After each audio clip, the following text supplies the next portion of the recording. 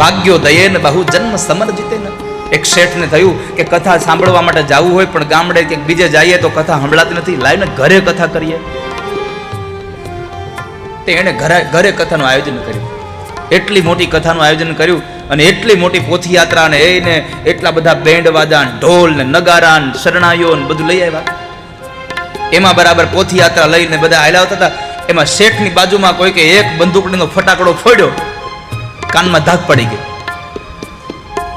કાનમાં ધાક પડી ગઈ. ખાલી તમરા જ બોલે, કઈ સંભળાય નહીં. પોથીયાત્રા આવી, ભટબાપા વ્યાસ પેઠે બેઠા, શેઠ સામે સોફામાં બેઠા, પણ સંભળાય નહીં કાંઈ. ખાલી એમ તમ તમ થયા કરે.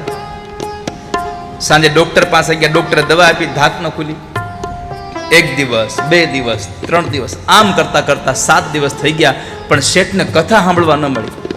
અને 7મા દિવસે જેવી પાછી પોથીયાત્રા નીકળી અને કોઈ કે ફટાકડો ફોડ્યો, પાછી ધાક ખુલી ગઈ. ભાગ્યમાં ન હોય ને તો કથા તમે તમારી ઘરે બેસાડો તો સાંભળવા ન મળે. વાલા ભક્તો, આ તો ભાગ્યો દયે ને બહુ જન્મ સમર્જિતે ન.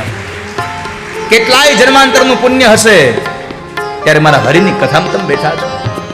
અને કોઈને એમ થતું હોય કે આ કથાથી શું થાય,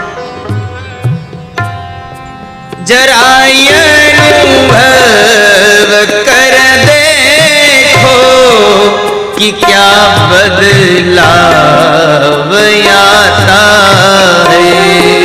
जरा अनुभव तो कर देखो कि क्या बदलाव आता है.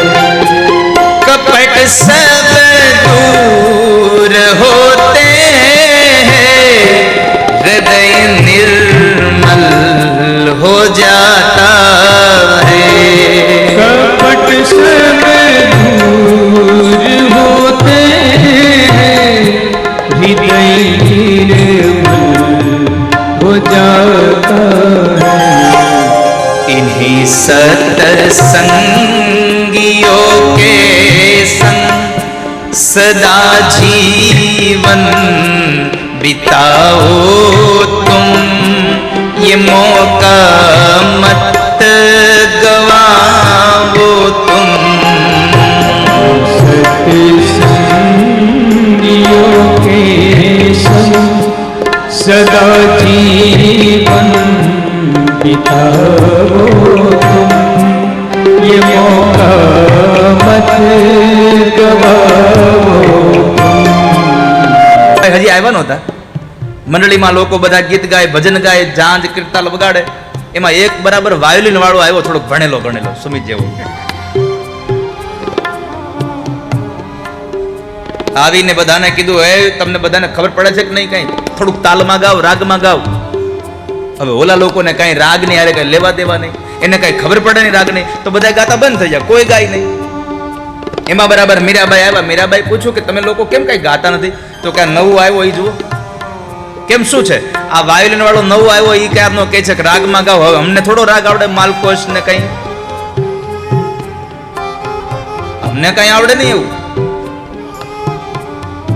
ત્યારે મીરાબાઈ એક બોર્ડમાં લખ્યું, રાગમાં ન ગાવ તો કાંઈ નહીં, ભગવાનના અનુરાગમાં ગીત ગાવા માણસોએ. અનુરાગનો અર્થ છે પ્રેમ. પરમાત્મા પ્રેમ સાથે ભગવાનનું ગીત ગાવું. બીજું, તમને તાલમાં ન આવડે તો કાંઈ નહીં, પણ બસ મસ્ત બનીને તાનમાં ભગવાનના ગીતોને ગાવા જોઈએ માણસ.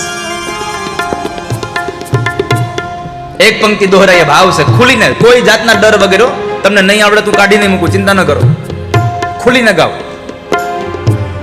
जहाँ सत्संग होता है वहाँ पे नित्य जाओ तुम, ये मौका मत गवाओ तुम. सत्संग होता है वहाँ पे એનો અવાજ વધે, એનો અવાજ વધે. वहाँ पे नित्य जाओ तुम, हमें फुर्सत नहीं कहकर ये मौका मत गवाओ तुम, ये मौका मत गवाओ तुम। नहीं कहकर ये मौका मत गवाओ तुम, ये मौका मत गवाओ तुम। તમે બધા સત્સંગમાં જાજો, પણ અહીંયા એક વાત બહુ અગત્યની છે કે ભૃગુ ઋષિ, તમામ ઋષિઓ આવ્યા છે, બધા ઋષિઓ પોતે આવ્યા છે, ભૃગુ ઋષિ બધાને લઈને આવ્યા છે. સત્સંગમાં એકલા ન જવાય, સત્સંગમાં તો આપણે બધાને સાથે લઈને જવું જોઈએ.